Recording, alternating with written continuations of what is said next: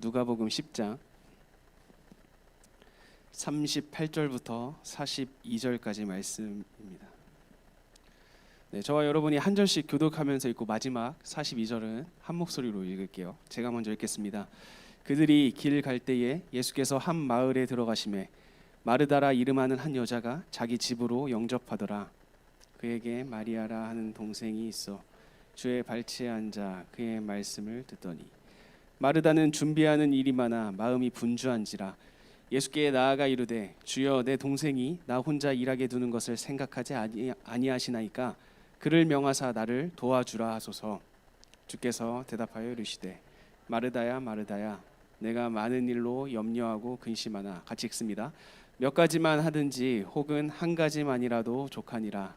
마리아는 이 좋은 편을 택하였으니 빼앗기지 아니하리라 하시니라. 아멘. 네, 오늘도 이 제 가운데 오신 여러분들을 환영합니다. 우리 말씀 보기 전에 오늘은 우리 같이 한번 옆 사람과 인사 한번 하고 시작했으면 좋겠네요. 네, 인사 한번 하겠습니다. 네, 당신을 보니까 참 좋은 사람인 것 같습니다. 여러분 인사하세요. 네, 한 번 더 인사할게요. 네, 저도 알고 보면 정말 좋은 사람입니다. 네, 여러분들 어딜 가나 좋은 사람이 되는 여러분들이 됐으면 좋겠습니다. 네, 저는 오늘 더 좋은 것은 무엇일까라는 제목을 가지고 말씀을 증거해 보려고 합니다. 오늘 여러분들이 읽었던 말씀 가운데는 두 명의 등장인물이 나와요. 마르다와 마리아가 등장을 합니다. 여러분 혹시 좀 많이 들어보셨나요? 마르다와 마리아 이야기? 네, 저도 어렸을 때부터 이 마르다와 마리아 이야기를 들어봤는데 쉽지 않은 말씀인 것 같아요. 되게 까다롭고 해석하는 이 목사님들도 이 본문을 해석하는 게 조금 다양하고 각양각색이고, 그리고 심지어 신학자들 사이에서도 이 본문을 해석하는 게 좀 천차만별이에요. 그래서 그만큼 생각보다 좀 난해한 구절이 이제 이 마르다와 마리아 구절인데, 오늘 한번 그 말씀에 대해서 한번 보도록 하겠습니다. 일단 이 38절을 보면 마르다가 예수님을 영접하는 장면부터 시작을 해요. 마르다라는 사람이 예수님을 자기 집으로 모십니다. 이걸 여러분들이 기억을 하고 있어야 돼요. 예수님을 집으로 모신 사람은 누구라고요? 마르다라는 사실을 여러분들이 기억을 하고 계셔요. 마르다가 지금 예수님을 자기 집으로 모시고 갑니다. 왜 모시고 갔겠어요? 왜 모시고 갔을까요? 네, 대접하기 위해서. 예수님께 내가 감사한 마음이 있어서 예수님을 대접하고 싶어서 예수님을 모시고 자기 집으로 마르다가 갑니다. 자, 자기 집에 가니까 마르다의 동생이 한 명 있었어요. 그 동생은 마리아였는데, 이 마리아는 뭘 하고 있었죠? 예수님의 발치에 앉아서 예수님의 발 앞에 앉아가지고 예수님의 말씀을 듣고 있었습니다. 여러분 사실 이 38절과 39절 이 두 구절 자체도 이 당시에는 굉장히 충격적인 말씀이어야 돼요. 왜냐하면 일단 첫 번째, 여성이었던 마르다가 예수님을 영접했다라는 것, 이거 자체가 일단 첫 번째 충격이었고요. 여성이 예수님, 그러니까 랍비를 자기 집으로 모시는 것 자체가 이 당시에는 충격적인 문화였어요. 이게 첫 번째. 두 번째, 지금 이 마리아가 예수님의 발치에 앉았다고 했잖아요. 발 앞에. 이것은 스승과 제자의 관계예요. 스승과 제자의 관계. 그러니까 제자가 스승의 이야기를 들으려고 했을 때 발치에 앉는다라는 표현을 사용을 합니다. 그러면 이건 무슨 말이죠? 지금 예수님의 제자가 누구라는 거예요? 마리아라는 거예요. 그러니까 마리아도 여성이잖아요. 네. 여성을 제자로 삼아서 여성에게 말씀을 증거한다, 율법을 가르친다. 이거 역시도 이 당시에는 굉장히 충격적인 사건입니다. 그러니까 일단 38절, 39절 자체도 충격적인데, 이 본문은 여성에게도 예수님께서 가르쳤다라는 것을 뛰어넘어서 우리에게 주고자 하는 되게 중요한 메시지가 있어요. 오늘은 그 메시지에 대해서 좀 보려고 해요. 40절 말씀, 우리 40절 말씀 같이 읽겠습니다. 시작. 마르다는 준비하는 일이 많아 마음이 분주한지라 예수께 나아가 이르되 주여 내 동생이 나 혼자 일하게 두는 것을 생각하지 아니하시나이까 그를 명하사 나를 도와주라 하소서. 자, 마르다는 준비하는 일이 많아서 마음이 분주하다라고 이야기를 하고 있습니다. 여러분 이 준비하다라는 이 헬라어 단어가 디아코니아라는 단어예요. 여러분 들어본 청년들도 있을 건데 디아코니아라는 단어는 준비하다, 봉사하다라는 뜻이 있습니다. 그러니까 예수님을 위해서 봉사하는 거예요. 내가 예수님을 대접하기 위해서 준비하고 예수님을 섬기기 위해서 봉사하는 것. 근데 준비하고 봉사하는 일이 많아지니까 마음이 어떻게 됐다고 표현하고 있어요? 분주해졌다라고 이야기를 하죠. 이 분주하다라는 헬라어는 페리스파오라는 헬라어인데 이것은요 괴롭히다라는 뜻이 있고요. 그리고 끌려다니다라는 뜻이 있어요. 그러니까 지금 예수님을 섬기기 위해서 봉사하고 예수님을 대접하기 위해서 준비하는데 그 일이 많아지니까 오히려 마르다가 어떻게 된다고요? 자기가 괴롭힘을 당하고 있고 자기가 그 일 때문에 질질 끌려당하고 있는 상황이라는 거죠. 자, 그런데 여기서 한번 생각을 해볼까요? 예수님을 집으로 모신 사람이 누구였죠? 누구였어요? 마르다였죠. 그러니까 예수님을 대접하고 싶고 예수님을 사랑했고 예수님께 자기가 헌신하고 싶어서 모셨던 사람이 마르다였어요. 그런데 그 예수님을 위해서 자기가 준비하고 봉사하는 일이 많아지니까 자기가 어떻게 돼요?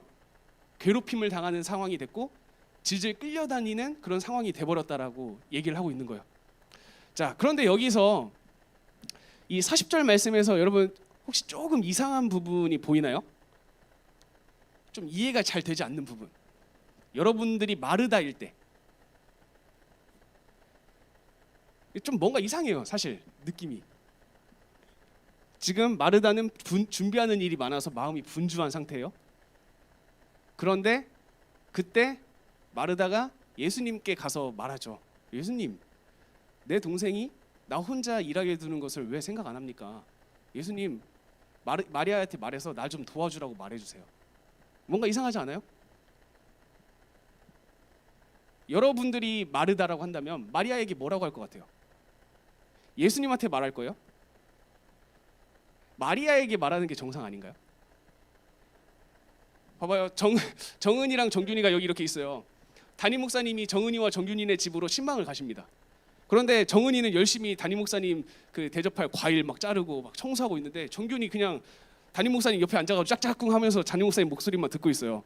근데 정은이가 생각했을 때 정균이가 날 도와줬으면 좋겠어. 그러면 어떻게 해요? 정균이한테 가야죠. 야 정균아, 나 누나 이것 좀 하는데 도와줘. 이렇게 해야 되는 거 아니에요? 근데 담임 목사님한테 가가지고 담임 목사님, 정균이 좀 보세요.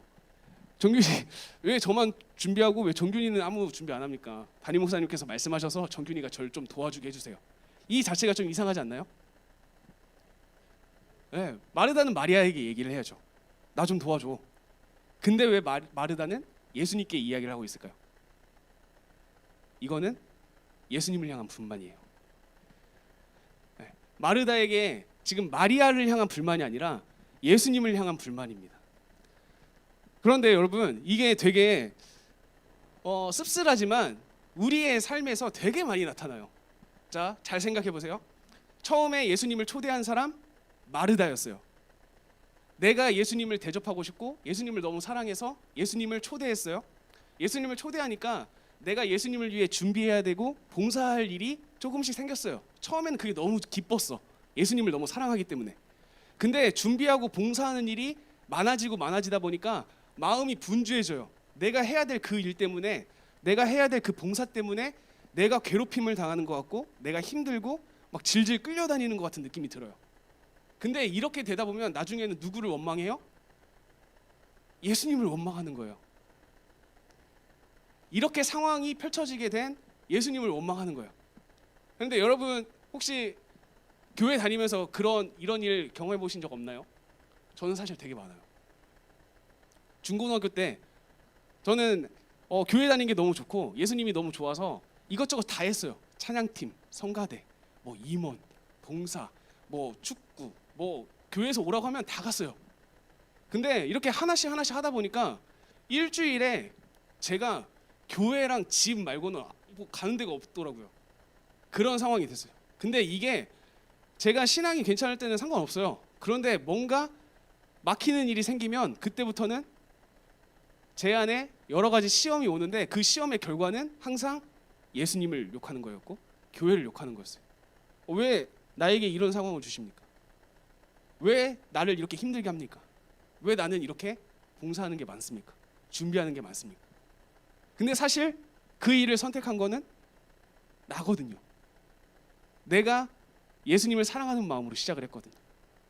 지금 오늘 본문은 사실 그런 우리들의 상황을 꼬집어주는 있는 부분인 거예요. 자, 41절로 한번 가보겠습니다. 이러한 푸념을 들은, 마르다의 푸념을 들은 예수님께서 이렇게 말씀하셔요. 우리 41절 읽습니다. 시작. 주께서 대답하여 이르시되 네가 많은 일로 염려하고 근심하고 있다라고 이야기를 해요.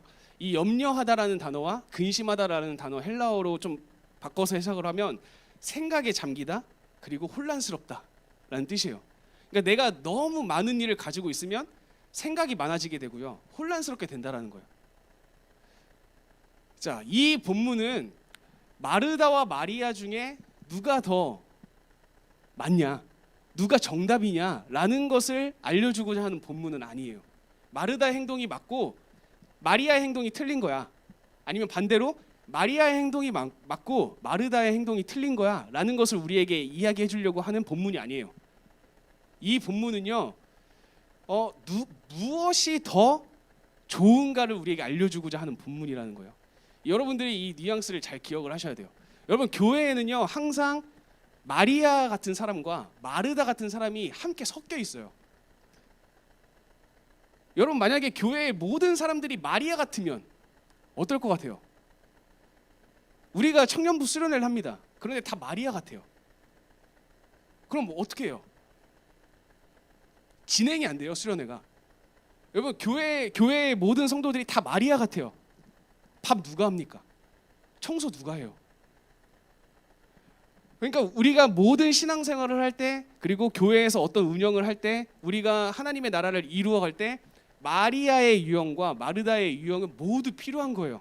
그런데 이 본문은 무엇을 말하고자 하냐면 우선순위, 더 좋은 가치, 이런 것들에 대해서 우리가 생각해 볼 수 있게 하는 거예요. 그러면 오늘 본문에서 말하는 더 좋고 유익한 가치, 더 우선순위에 둬야 될 가치는 뭡니까? 42절 말씀 우리 같이 읽어보겠습니다. 시작. 몇 가지만 하든지 혹은 한 가지만이라도 족하니라. 마리아는 이 좋은 편을 택하였으니 빼앗기지 아니하리라 하시니라. 마리아가 더 좋은 것, 마리아가 정답이다라고 이야기하지 않았어요? 예수님께서 더 좋은 것을 택했다라고 이야기를 했어요. 그럼 마리아가 택한 더 좋은 것은 뭡니까? 뭐였죠? 하나님의 말씀을 듣는 것이었어요. 그러니까 마리아가 선택한 것은 뭐냐면 말씀이에요. 그러면 여러분, 우리는 말씀을 무엇이라고 기록하고 있죠? 우리가 요한복음 1장에 의하면 말씀은 곧 하나님이고 곧 예수님이에요. 그러니까 이 마리아가 좋은 편을 선택한 건 뭐냐면 말씀이고요, 하나님이고요, 예수님인 거예요. 그러면 우리에게 있어서 우선순위와 더 중요한 가치는 가장 먼저 뭐가 되어야 된다고 이야기를 하고 있냐면 말씀이 되어야 된다고 이야기를 하고 있는 거고, 하나님이 되어야 된다고 이야기를 하고 있는 거고, 예수님이 되어야 된다고 이 본문은 말하고 있는 거예요. 그런데 만약에 우리가 그 우선순위를 제대로 파악을 하지 못하고 더 우리에게 유익한 가치가 무엇인지를 파악하지 못한다고 한다면 우리는 이런 마르다와 같은 고민에 빠지게 된다는 거죠. 너무 많은 일, 너무 분주한 일, 내가 말씀보다 다른 것을 우선순위에 두게 되면 내가 준비하고 봉사하다가 내가 오히려 괴롭힘을 당하고 질질 끌려다니는 것 같고 생각에 잠기고 혼란스럽게 되는 상황에 빠지는 거예요. 그러면 우리 청년들이, 그리고 요새 현대 그리스도인들이 세상에 살면서 생각이 많아지고 혼란스럽고 살아가기가 어렵고 분주하고 여러 가지 결단을 내리기가 어려운 이유는 뭘까요? 무엇이 더 중요한 가치인지, 무엇이 우리에게 더 우선순위에 놓아야 되는 일인지에 대해서 설정하는 일이 너무 어렵기 때문이에요. 여러분, 우리 인생을 생각해보면 사실 이 싸움 아닌가요? 여러분, 우리가 살아가는 삶을 생각해보면 사실 어떤 것을 더 좋은 가치로 둘 것인가의 싸움이고요, 무엇을 더 우선순위에 놓을 것인가의 싸움이에요, 우리의 인생은. 그리고 그 내가 설정해 놓은 우선순위에 따라서 사람들은 살아갑니다. 내가 설정한 유익한 가치에 의해서 내 인생을 결정하면서 살아가는 거죠. 뭐 저도 그렇고요. 여기 있는 여러분들도 그렇고요. 하나님을 알지 못하는 사람들도 마찬가지일 겁니다.